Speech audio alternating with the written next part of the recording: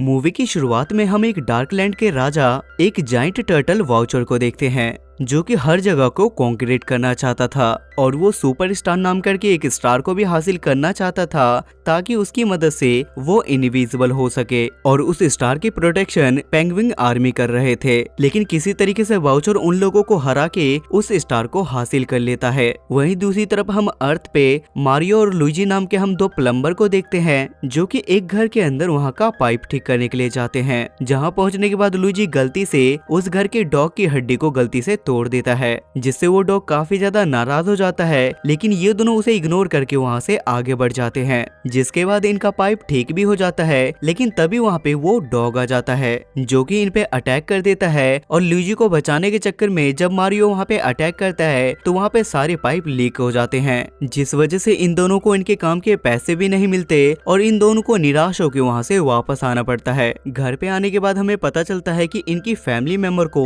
इनसे कोई भी उम्मीद नहीं है। उसके बाद वहाँ पे डिनर के दौरान मारियो को अपनी डैड की एक बात बुरी लग जाती है जिस वजह से वो डिनर टेबल पे से उठ के अपने कमरे के अंदर चला जाता है। थोड़ी देर के बाद वहाँ पे लूजी भी आ जाता है जो कि मारियो को मनाने की कोशिश करता है। तभी इन दोनों को टीवी में न्यूज की वजह से पता चलता है कि शहर के बीच में एक बहुत बड़ा पाइप लीक हुआ है जिसे रोक पाना बहुत ज्यादा मुश्किल हो रहा है। जिसे देखने के बाद ये दोनों अपनी काबिलियत दिखाने के लिए उस पाइप को ठीक करने के लिए निकल जाते हैं और इनको ये भी पता था कि उस लीकेज को ठीक करने के लिए सबसे पहले इन्हें वॉल के पास जाना होगा और ये दोनों गटर के रास्ते उस जगह पे पहुंच जाते हैं। लेकिन अचानक से वहाँ पे प्रेशर ज्यादा होने की वजह से वॉल वहाँ पे फट जाता है जिसकी वजह से ये दोनों एक अलग ही चैम्बर में पहुंच जाते हैं और वहाँ पहुँचने के बाद मारियो को वो जगह काफी ज्यादा हैरान करती है। तभी देखते ही देखते लुइजी एक पाइप के अंदर अचानक से खींचा चला जाता है और उसे बचाने के चक्कर में मारियो भी उस पाइप के अंदर चला जाता है और प्रेशर ज्यादा हो जाने की वजह से वो दोनों वहाँ से बिछड़ जाते हैं और वहाँ से निकलने के बाद मारियो सीधा एक मशरूम किंगडम में पहुँच जाता है।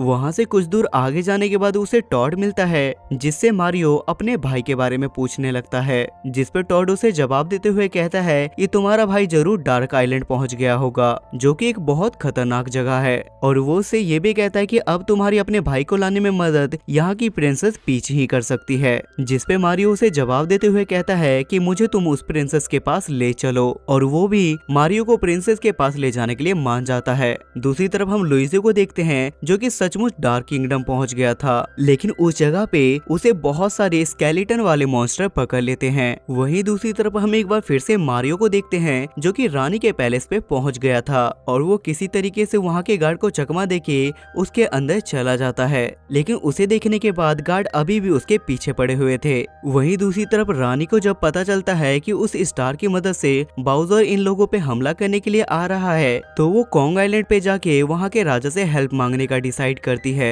लेकिन तभी अचानक से उसके सामने मारियो आ जाता है जिसे वहाँ के गार्ड पकड़ लेते हैं। जिसे देखने के बाद वहाँ की रानी समझ जाती है कि ये एक इंसान है इसलिए वो अपने गार्ड को उसे छोड़ने के लिए कहती है। जिसके बाद ये दोनों आपस में बातचीत करते हैं और बातचीत के दौरान इन दोनों को पता चलता है कि इन दोनों का दुश्मन बस वाउचर ही है जिस वजह से मारियो रानी से उसको खुद की टीम में लेने के लिए कहता है। लेकिन रानी उसे जवाब देते हुए कहती है कि इससे पहले तुम्हें अपना टेस्ट देना होगा। जहां पहुंचने के बाद उसे कुछ लेवल पार करने थे और उसे बॉक्स की पावर के बारे में भी बताया जाता है और उसे बताया जाता है कि तुम यहाँ के मशरूम खा के और भी ज्यादा पावरफुल हो सकते हो। लेकिन इतना सब कुछ जानने के बाद भी वो उस लेवल को पार नहीं कर पाता जिसे देखने के बाद पीच उसे गाइड करती है और अगली बार वो बहुत ही अच्छी तरीके से उस लेवल को पार कर लेता है जिस वजह से पीच उसे अपनी टीम में शामिल कर लेती है। वहीं डार्कलैंड के अंदर हम बाउजर को देखते हैं जिससे हमें पता चलता है कि वो प्रिंसेस पीच को काफी ज्यादा पसंद करता है और वो उससे शादी करना चाहता था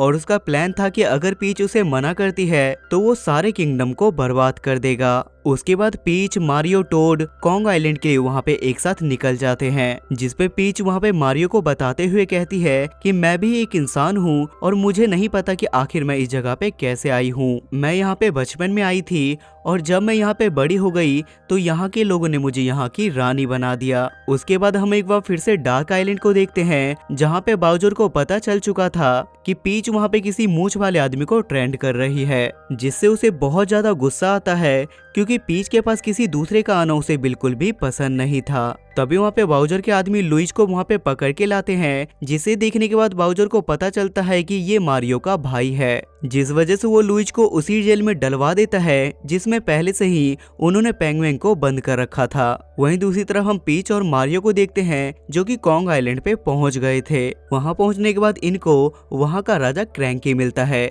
जहां पहुंचने के बाद पीच उससे उसकी सेना मांगती है और उसे बाउजर के बारे में बताती है, लेकिन क्रैंकी यहाँ पे पीच को अपनी सेना देने से मना कर देता है, जिसे देखने के बाद मारियो को काफी ज्यादा गुस्सा आ जाता है। और जब मारियो वहाँ पे जिद करने लगता है तो क्रैंकी उससे कहता है कि पहले तुम्हें मेरे बेटे से चैलेंज करना होगा, जिसके लिए मारियो भी मान जाता है। और इन दोनों के बीच के मुकाबले को देखने के लिए वहाँ पे बहुत सारे लोग आए हुए थे और वहाँ पे क्रैंकी ने पावर रफ्स भी लगाए थे। लेकिन इसके बाद भी जब मैच शुरू होता है तो मारियो वहाँ के डोंकी को देखने के बाद इधर उधर भागने लगता है और वो बीच में एक बार गलती से गलत मशरूम खा लेता है, जिस वजह से वो और भी ज्यादा छोटा हो जाता है। लेकिन इसके बाद भी मारियो हार नहीं मानता और वो किसी तरीके से बच के अगले मशरूम को खा लेता है, जिस वजह से उसे एक कैट सूट मिल जाता है और उसके अंदर कैट वाली पावर आ जाती है और इसकी मदद से वो बड़े ही आसानी से डोंकी को हरा देता है। और अपने वादे के हिसाब से क्रैंक अपनी सेना को पीच को देने के लिए तैयार हो जाता है, जिसके बाद ये सभी लोग अपनी पूरी सेना को लेके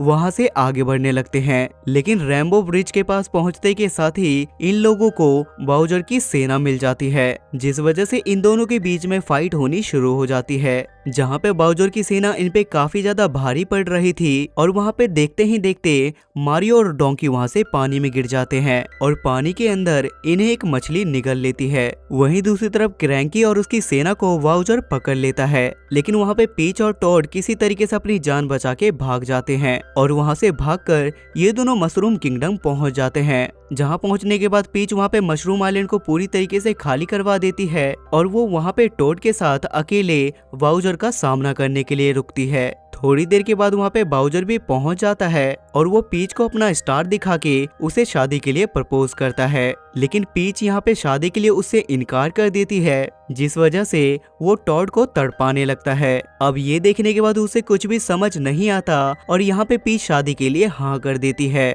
वहीं दूसरी तरफ उस फिश के पेट में मारियो और डोंकी अभी भी जिंदा थे। तभी वहाँ पे वो मछली एक रॉकेट को भी निकल लेती है और मारियो और डोंकी इस रॉकेट का फायदा उठा के उस मछली के मुंह के अंदर से निकल जाते हैं और वो दोनों सीधा वहाँ से मशरूम किंगडम के लिए निकल जाते हैं, जहाँ पर पहले से ही पीच की शादी की तैयारियां चल रही थी। और इसी शादी के दौरान बाउजर वहाँ पे लुइज और बाकी पेंगुइन की बलि देने वाला था। तभी वहाँ पे पीच अपने पास मौजूद मशरूम की पावर से फ्रीज करने वाली एबिलिटी को गेन कर लेती है और वो बाउजर के साथ उसके सभी लोगों को फ्रीज कर देती है। तभी वहाँ पे मारियो और डोंकी भी वहाँ के सभी लोगों को हराते हुए वहाँ पे पहुँच जाते हैं और मारियो वहाँ पे लुइस से मिलने के बाद बहुत ही ज्यादा खुश होता है और डोंकी के पापा भी डोंकी को दोबारा देख के बहुत ज्यादा खुश होते हैं। तभी एक बार फिर से बाउजर अनफ्रीज हो जाता है और वो आइलैंड को डिस्ट्रॉय करने वाली शिप को कमांड दे देता है, जिस वजह से वहाँ पे किंगडम को खत्म करने के लिए एक मिसाइल निकलती है। और ये देखने के बाद मारियो उस मिसाइल को अपने पीछे लगा लेता है और वो उस मिसाइल को अपने पीछे लगा के उस पोर्टल के पास जाके क्रैश करवा देता है जहाँ से वो आया था